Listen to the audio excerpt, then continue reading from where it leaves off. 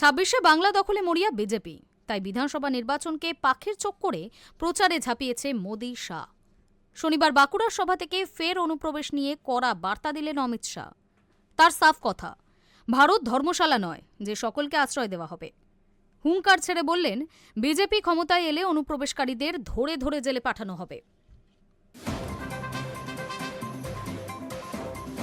২৬শে বাংলা দখলে মরিয়া বিজেপি, তাই বিধানসভা নির্বাচনকে পাখির চোখ করে প্রচারে ঝাঁপিয়ে পড়েছেন মোদি এবং অমিত শাহ।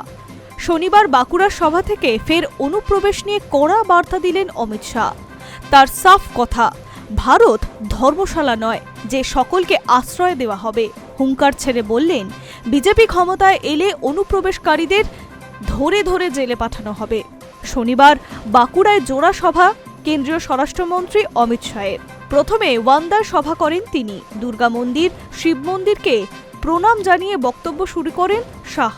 অনুপ্রবেশ ইস্যুতে সোচ্চার হন তিনি। বলেন, অনুপ্রবেশকারীরা ভারতবাসীর বিপদ, আমাদের যুবকদের চাকরি খেয়ে নিচ্ছে, গরিবদের অন্ন নিয়ে যাচ্ছে। সঙ্গে এটাও বলেন, বাংলা আর একজন অনুপ্রবেশকারীকেও বরদাস্ত করবে না।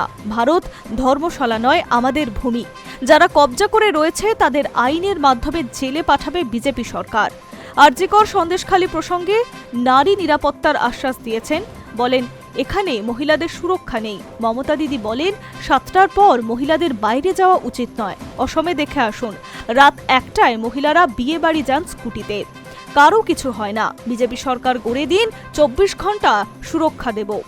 কর্মস্থান ইস্যুতে শনিবার ফের তৃণমূল সরকারকে নিশানা করলেন শাহ। তিনি বলেন, মমতা দিদির সরকার ৭,০০০ শিল্প ফেরত পাঠিয়েছে, বাংলায় কর্মসংস্থান নেই। একটি ইন্ডাস্ট্রিয়াল এস্টেট এখানে হবে বিষ্ণুপুরে। অভিন্ন দেওয়ানি বিধি হবে। হিন্দু, মুসলিম, শিখ সকলের জন্য এক নিয়ম হবে। শাহের মুখে শোনা গেল আলু চাষি প্রসঙ্গ। তিনি বলেন, কৃষকরা ফসলের দাম পান না, বাংলার আলু চাষিরা বিপাকে। কথা দিচ্ছি, বিজেপির মুখ্যমন্ত্রী হলে বাংলার আলু সারা ভারতে যাবে। আলু চাষিরা দাম পাবেন। আলুর বীজ পাঞ্জাব থেকে আনা হবে। এখানকার আলু সারা দেশে যেতে পারবে। অর্থাৎ শনিবারের সভা থেকে শাহ বুঝিয়ে দিলেন, বিজেপি ক্ষমতায় এলে তৈরি হবে সোনার বাংলা। যদিও তার এই বক্তব্যকে বিদ্ধে ছাড়েনি তৃণমূল। বাঁকুড়ার সভার পর পুরুলিয়ায় সভা করেন অমিত শাহ এবং সেখান থেকেও তিনি বিজেপি সরকার গড়ে তোলার ডাক দেন। High news network.